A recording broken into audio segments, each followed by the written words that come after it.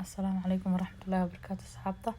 maanta waxaan rabaa inaan idin xayeysiiyo ama idin tuso inaan idin haayo karisadana idin haaya asxaabta mahlam video share garee like comment share asxaabta la socda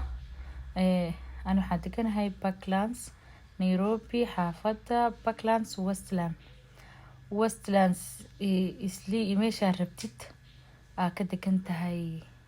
waa iga helaysaa waan lagu keenaa waa iga soo dalban kartaa kalarka ka heshay marka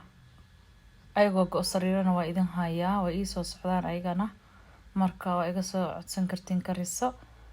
haduu ilaahay yiraahdo noocyo qurux badan ayagoo caleemo waaweyn wato ayagoo caleemo yar yar wato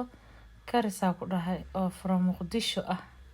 waa ogtiin kariska Muqdisho inuu macaan yahay qaarna Hargeysa iga imaanayaan Hargeysana waa idin hayaa kan Hargeysana uu ii soo socdaa marka asxaabta la socda waa iga soo codsan kartiin kalarka ka heshaan ayagoo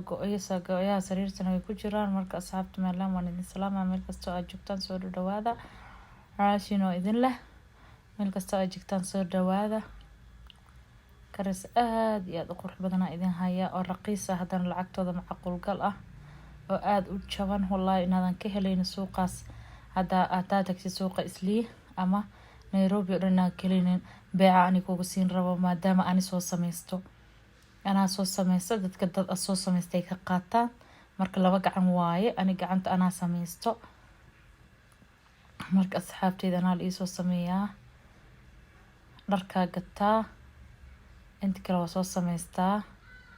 saas oo qiimo jaban igu imaadaa marka ana qiimo jaban aan ku bixiyaa macquul ah marka ila socda asxaabta meel kasto aad joogtaan ila socda waa ka sakarisadana idin hayaa ila soo xiriira numberkii hoos ku soo qori doonaa meesha joogtana waa lagu keenaa waa soo codsanaysaa lacagtaada soo dirsanaysaa waa lagu keenaa meesha aad rabtid waa ka ila soco suuq Isliina waa naga helaysaa Islii hadaa joogto waan soo wici kartaa waa ka magaalada dhan karis waa laga helaa laakiin ani waxaan keenay kariso qurux badan oo karisada magaalada ku jiro